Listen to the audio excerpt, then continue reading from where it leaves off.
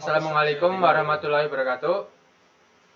Ya, pertama kelompok kami ingin mempresentasikan tugas kelompok UAS, yaitu untuk pemenuhan tugas pemrograman mobile lanjut yang beranggotakan dari saya sendiri, Alif Arhansyah, NIM 23. Kemudian ada teman saya Hulis Farhamdani dengan NIM 42. Saya Hilmi Iskandar Arifin dengan NIM 49. Ya. Saya Panji Susatyo Firmansyah dengan NIM 07. Ya, di sini kelompok kami ingin memaparkan sebuah aplikasi berita yang bisa dibilang cukup friendly untuk diakses bagi semua orang. Untuk menyingkat waktu, saya akan menjelaskan bagian homepage. Di sini saya mengimpor sebuah image background, yaitu untuk background yang ada di tampilan homepage. Kemudian ada style sheet, yaitu untuk gaya. Kemudian ada teks, yaitu untuk menambahkan teks di homepage juga. Dan kemudian ada touch opacity, yaitu untuk menambahkan tombol.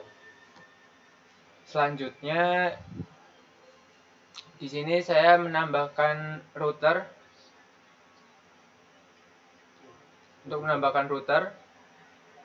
Dan sebelum itu router emang harus diinstal dulu melalui terminal. Nah, kemudian untuk bagian image background, yaitu untuk bagian background di homepage. Kemudian ada style, yaitu style untuk tampilan. Kemudian ada touch opacity, yaitu untuk tombol. Ada dua, yaitu yang browse by categories, yang ini. Kemudian satunya lagi yaitu browse by country, itu bagian tombol atau touch opacity. Kemudian saya menambahkan mengekspor bagian home juga, yaitu ada style, yaitu untuk gaya yang ini nih, daily news. Di sini saya mengedit dengan flex 1, terus kemudian ada background image, sama kita bisa atur di sini. Contohnya yang saya ambil yaitu flex 1, kemudian ada Just TV kontennya center, kita ambil di tengah. Kemudian ada overlay juga. Kemudian ada header, cuma untuk header kita tarik ke atas. Dan selanjutnya ada button. Mohon maaf. Kemudian ada button. Untuk button sendiri kita edit bagian atas yang browse by kategori, yaitu untuk button yang ini yang bagian atas. Kemudian yang bagian bawah kita edit yang bawah juga, yang browse by country. Ini kita contoh ambilnya font size 16. Kemudian ada by colornya juga. Mungkin itu yang bisa saya jelaskan bagian homepage-nya. Selanjutnya akan dijelaskan lagi oleh teman saya, Panji ya. Akan dijelaskan oleh Mas Panji.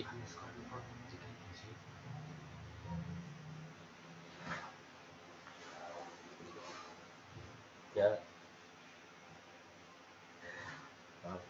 Selanjutnya saya akan menjelaskan di bagian router.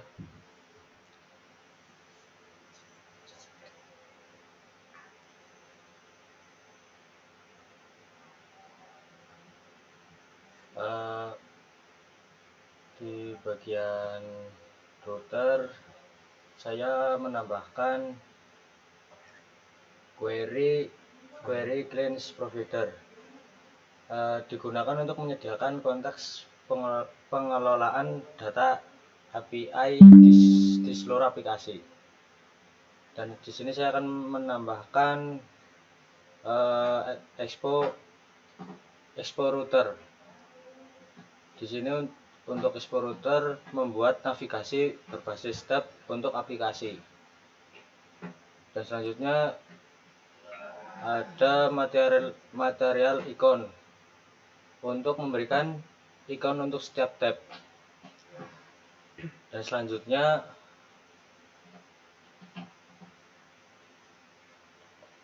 di sini saya menambahkan route layout. Route layout adalah layout utama aplikasi yang mencakup semua tab dan konteks query.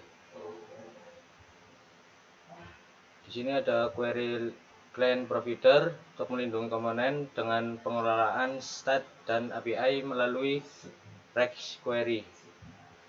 Misalnya tabs, membuat struktur tab navigasi di aplikasi.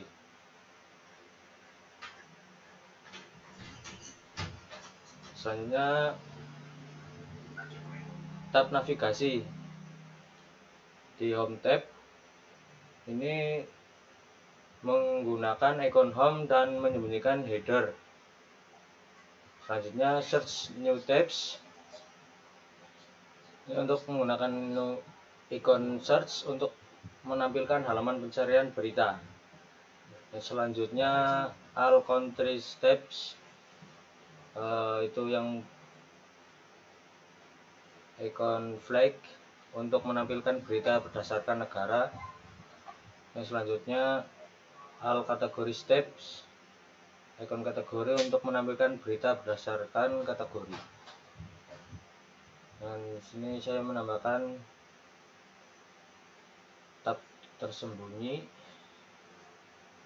beberapa tab seperti news, categories, dan news by categories tidak ditampilkan di navigasi utama karena diatur dengan opsi have null.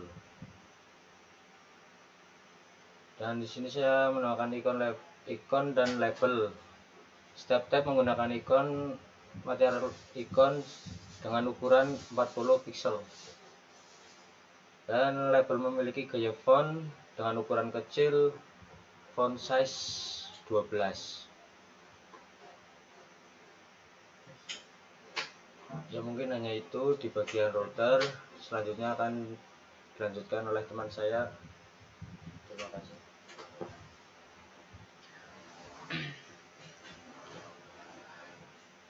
Baik semuanya, assalamualaikum warahmatullahi wabarakatuh. Perkenalkan, nama saya Hulis Ramdhani.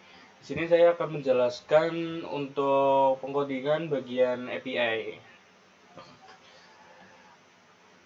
Jadi untuk bagian API itu sendiri, saya mengimport Axios, dan sebelum mengimportnya saya juga menginstalnya terlebih dahulu di dalam terminal. Jadi Axios ini digunakan untuk mempermudah pengambilan data dari API, dan library ini juga mendukung HTTP seperti GET atau POST. Lalu untuk konfigurasi, nah ini untuk konfigurasinya saya menggunakan URL atau API dari News API, yaitu salah satu free source API berita yang ada di internet. Lalu ini Axiosgrad juga membuat instansi API dengan URL dasar dari News API. Dengan ini saya tidak harus menulis ulang setiap URL dasar di setiap request. Lalu untuk pemanggilan API-nya di sini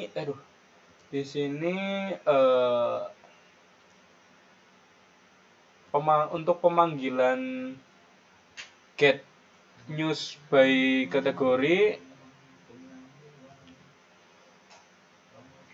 itu pada parameter kategori berita yang ingin dicari seperti teknologi dan sport. Cara kerjanya yaitu mengirimkan permintaan get kepada endpoint atau everything dengan parameter key atau query dan API key. Ya, ini API key-nya.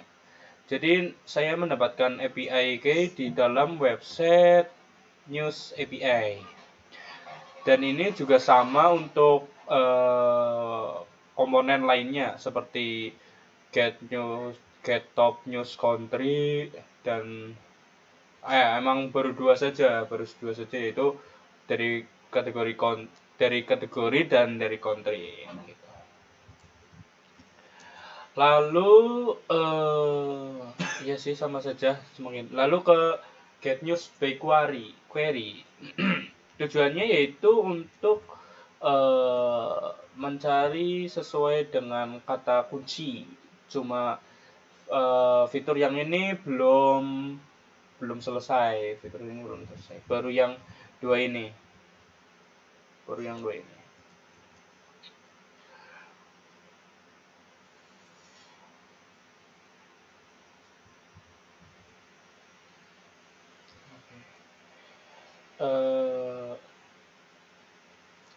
Mungkin itu aja sih penjelasan dari pemanggilan API-nya, cara install Axios-nya. Sebelum memanggil Axios-nya harus install terlebih dahulu di terminal. Habis itu kita memanggilnya dengan const API sama dengan axios.create base URL HTTPS dari website API tersebut.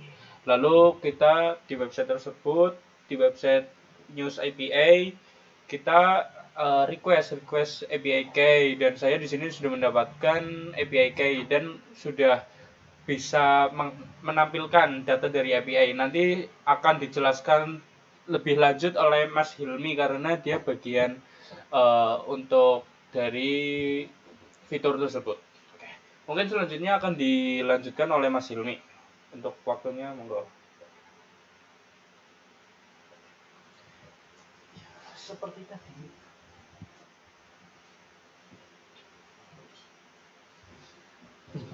Baik, terima kasih. Saya akan lanjut menjelaskan tentang bagian untuk indeks pada kategori. Di sini ada terdapat beberapa kategori.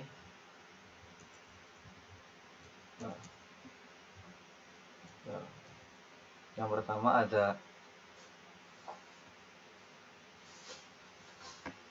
business, entertainment, movie, health dengan ikon health and safety,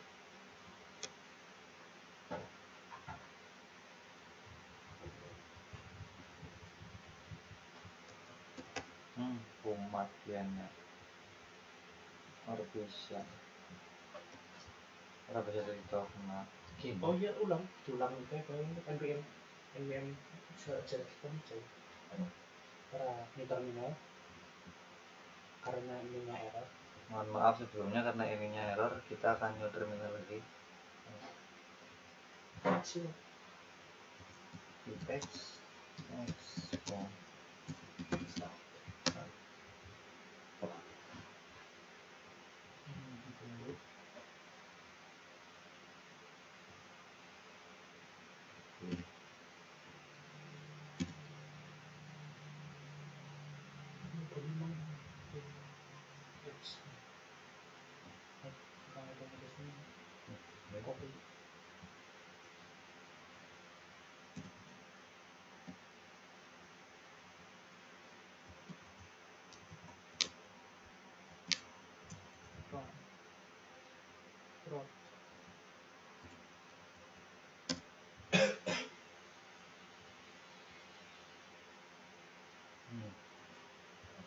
Jadi di sini kita menambahkan icon dari nama dari bisnis dengan icon new business, kemudian health, entertainment, science, sport, teknologi dan lain-lain. Lalu di sini ada teks kategorisnya dengan style title, dan di sini ada flat list. Jadi flat list adalah